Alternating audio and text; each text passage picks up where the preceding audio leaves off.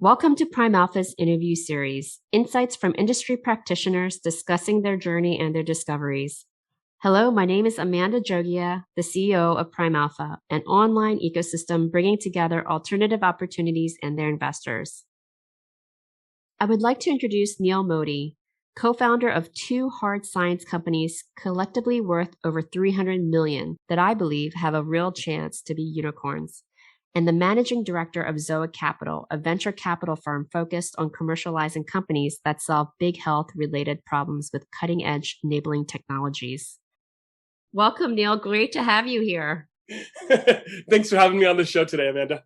Neal, walk us through your incredible career journey and tell us about you starting your career at 21. Yeah, so I decided to start my first business at 21. It was a chain of retail stores. Sold them by 24, became a real estate investor because all of my best customers seemed like they were having the most fun in real estate. And to put this in perspective, this was like 2004. So this is going up into a bubble. Of course, it's fun to be in real estate. Flipped a bunch of property there, learned from scratch what it took to actually buy and sell properties at a discount in a really fast rising market. And then got an opportunity to start a material science company in high temperature superconductors, a field I'd never heard of. Verified that I thought the technology that made no sense to me whatsoever. It made sense to a patent attorney. And the patent attorney loved what we were doing so much. He ended up essentially being the general counsel and really being an advisor and all but being a founder. Maybe we should have given him that title as well. And so I learned the hard way, taking a cocktail napkin idea literally, how to scale a company. And I think at the top, we had like 50 employees and 30 contractors, something like that. And we ended up filing 2,200 patent claims. I think the company now has 2,700 unique patent claims, all of which were approved worldwide. And so, I went on to raise 22 million, took the company to 125 million in value. And a new CEO came in and is in the process of running it to a fair amount of success today. And it's in a field that really matters and will affect everything from desalination to electric cars to MRIs and enable, of course, the fun hoverboard, the question I get about the most from Back to the Future. Yeah, I need that for my son. And so I was really surprised at the time. While we had no trouble raising capital, I was really surprised we never got a deal with Siemens or GE because we could really, truly change the size and dimension of MRIs. And I think my company will enable desktop MRIs at some point. So if you feel a little injured after playing basketball, you'll just have the MRI guy come check you out. You'll order him via Uber. He'll come check you out, and that'll be that. Right? You'll get the image almost instantly. And you'll be able to be good enough to understand your image, or the telehealth consultation that follows will make it really easy, all convenient. Why didn't GE and Siemens, who own that market, invest? And it became more obvious to me the more digging I did that there wasn't enough investment dollars going to the innovation in the med tech field, or even just beyond the med tech field at the early stage of interesting medical platform technologies, the microbiome. Why wasn't more money going into companies like that 10 years ago? And so I said, okay, after I'm done scaling that company to where I can scale it, I spent a number of years studying venture capital. I think I read something like a couple thousand reports on venture capital at the time. I just went and did my own equivalent of a PhD. I then decided we had to build deal flow before we could invest. So we decided we had to see 500 deals before we could write our first check. We now see about 2,000 deals. And my partners and I built a pretty stringent criteria for the kind of companies, the kind of people we want to get a chance to work with. And I think that brings you to present. I guess somewhere inside there, we also started an RNA company that we think will also help in obviously all of the things going on in the world right now related to COVID. And hopefully will also really take on the mantle of helping cure cancer through the immunotherapies it's developing as well. You talk about hard sciences. I'm going to ask a dumb question. What is hard sciences? Yeah, hard science to me, and there's probably lots of definitions of hard science, Amanda. So it's not a dumb question. Hard science is not tech. A lot of people saying, are you investing in technology? And tech today really means software in the way we use it. And so when I say hard sciences, I took on two companies that you'd had to have a PhD to probably understand what was going on as one of the founders, right? Or as the CTO or whatever. You'd had to have a lot of disciplined research over a lot of time in order to get to a product. And so that's kind of what I assume is hard sciences, because of course, some tech and some data science could be considered hard science as well. But it's got that component of, did you spend a lot of years thinking about a problem? On average, the average hard science company CEO or founder has a PhD. Did you spend the extra years of brain damage getting the PhD?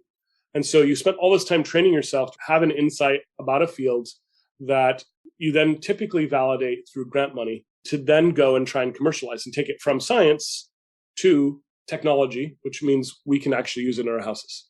Super interesting. So how did you find yourself in that space? I don't know that I found myself in that space. I just decided I was going to go do that because when I went through all of the VCs that existed, there was nobody really focusing on just seed stage. And I thought that's where companies need the most help. And that's where I had the most brain damage as a founder and learned all of these things about IP and building a team. And so I said, okay, we're going to go ahead and focus on this section. And we're going to do, most VCs end up having an information asymmetry. And based on the information asymmetry, they're able to invest in something that they think is going to go up. We said that's not enough. And we also want to get active in helping the companies build their patent portfolios out as well. And so we thought that the two components together would help all of our companies really achieve the goals that they were after from day one, and also create optionality and a hedge. The optionality, what if the market they're going after fails or the product they're going after gets leapfrogged? If they've built a robust enough platform, and that's for me to help choose in the beginning, right? Do I think I'm choosing the right kind of platform to invest in? It should have other uses than the original intention. So we get maybe potentially another shot on goal if we've been spending money correctly and not overspending money correctly, right? And then if the company should fail and we've built out the patent portfolio to cover these important areas, we should have something to potentially sell, which is even good for the founders. So while I thank God we haven't had any companies go that way since we started investing in 2018, all of the companies we've invested in have had major value inflection points. And a lot of that has to do with IP. A lot of that has to do with their own technological progress.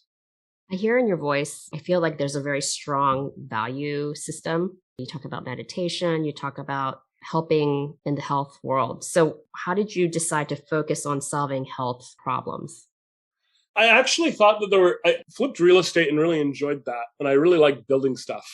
And so I said, okay, how do I build stuff with technology that has a chance to scale to affect the world? And the obvious answer to me was healthcare. And so I was going to put together a thesis on how I was going to look at healthcare and look at the sections where I thought they were low risk, potentially truly affecting all of humanity. And those were the kind of criteria I chose to say, here's where I want to be. Super thoughtful.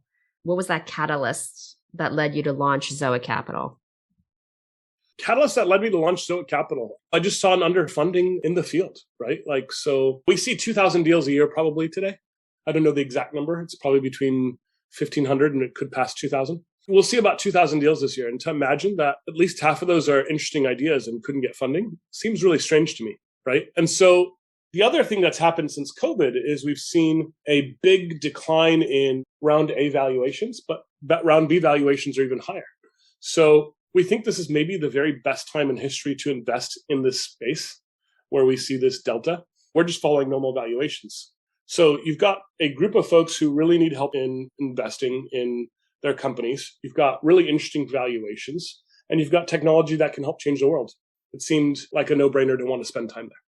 Yeah, I mean, it's really interesting. I mean, it's the first time, right, that it's flipped, right? Public and private valuations. It's such a unique period of time that we haven't seen in a really long time. So yeah, it's and with healthcare, everything that's going on in healthcare, it's like everything is kind of aligning. I think COVID was for healthcare what Sputnik was for the space race. So the space race obviously led to us being able to be on Zoom today, right? And to use our cell phones and all these really phenomenal things, including toothpaste. There's just a plethora of new technology came out of it. And I think COVID has accelerated the use of technology and the innovation and development that's going to happen in the field. And I don't think there's going to be any slowdown. We've seen before COVID that pharma was typically underowned by the indexes and the mutual funds. And now it's going to be probably overowned for a little while. And I think it's probably going to have its day the way tech has the last 8-10 years. My wife works at Microsoft, so it's been fun to see the stock go up, right? And see what the tech giants are really doing. And when she talks about why she loves working there, she said, it sounds a little like me. I like working at scale. I like starting to build scale. She likes working at scale. And so when I think about that, I think, okay, really interesting. And now to see that healthcare has that same opportunity to be working at scale and to say that wherever the market goes, I think people probably finally value and understand a little better that they need to be investing in the pharmas of tomorrow, in the med devices of tomorrow, the diagnostics of tomorrow, the microbiomes of tomorrow. I think that will keep healthcare at the forefront for the rest of our lives and keep it as a dominant industry the way tech has been the last 10 years. Yeah, I feel like more innovative tech is going to the masses and people are embracing it. So people are having to become much more savvier than they ever had to be. And so things are getting accelerated, which I think is pretty cool. I totally agree. So let's talk about what makes Zoic unique. I think we've talked a little bit about IP, obviously, and how we really try and help companies scale up their IP efforts, whether they need to get to 2,700 claims or whether they just need to get 20 claims. Obviously, those are different programs. But I think what makes Zoic unique is that everybody here has been an operator, has really done something in industry. And as a result, we understand what it takes to scale out a product and what issues it may have. And we don't really freak out when a company has a bump in their milestones, right? We just say, what can we do to be helpful? And I think a lot of that comes from just being thoughtful, right? Can we look at this problem objectively? Can we build a process to look at problems and selection objectively? And then can we build a process to help add value? And so we've done those things. I love hearing you talk about kind of your passions and your firm because having, I don't know if you know this, but I did venture capital back in the 90s during the first .com, looking at a lot of business plans, exactly kind of the same thing that you're talking about. And people with clear missions, clear values, clear purpose, and how they impact their community, I think tend to do better, are more impactful than those that they're just doing. And some of what's super helpful and what we look for too is we typically look to see a team that has done something of scale before and has exited before. And if we don't see that on the founding team, it doesn't necessarily rule them out, but we've got to figure out how to build that culture. Do we add more board members? Do we need to help recruit the next couple of hires to have had that exit mentality and that exit culture? Is everybody focused around the clock? At one of our companies, one of the founders actually, he'd done well on his last company, sold a public company. He was the number 2 guy at that company, the number 2 guy at this company. And when they missed a milestone, he decided to roll out his sleeping bag and sleep at the office and at the lab. And I said, why are you doing that? And he said, I need to set a culture at the company that when we say something, it matters. And he's like, it's not like I'm not going home for dinner with my wife here and there. And it's not like I haven't gone to sleep in my bed at any of the nights, but it's here. I've slept here 5 nights. I woke up early and I skipped my workout for a month.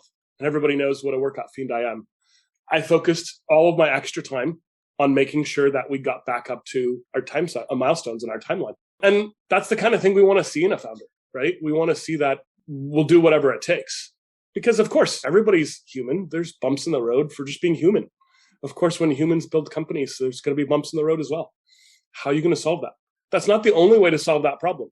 We've seen other founders' success in solving problems other ways. The point is, if you've had success before, you know that you just have to put in more problem-solving horsepower to get through the problem. Yeah. And so some of what we're looking for when we're investing is, do they have that thought process? Do we think they can adapt it? How can we put them through some sort of simulation, even if we need to see where they're at? Yep, totally. So here's my favorite question. So what do you think is your superpower and why? Understanding how the smallest actions have the biggest impact. Why? Because I'm a pretty reflective person and I think more about the ripples of the things we're going to do. So in showing gratitude for our investors or our portfolio companies or for my wife or for my dog who's barking in the background. But I think really trying to understand that butterfly effect and really trying to lead from that place of gratitude and service, I think is the small thing everybody can do to have a major impact, that everybody can do to be a hero, right? Yeah. Everybody has a superpower for. Yeah. And it's just the same way you look at your founders too. It's like the small thing that they do to make that impact, to turn something around or make something happen. Amazing. Thanks, Neal. Thanks for your time and walking us through your journey. We'll definitely. Thanks, Amanda. I hope that was helpful in giving a little glimpse into my world. Yes. And I want to do more. So we'll have to have you back on. Thank you so much. I look forward to it. Thank you.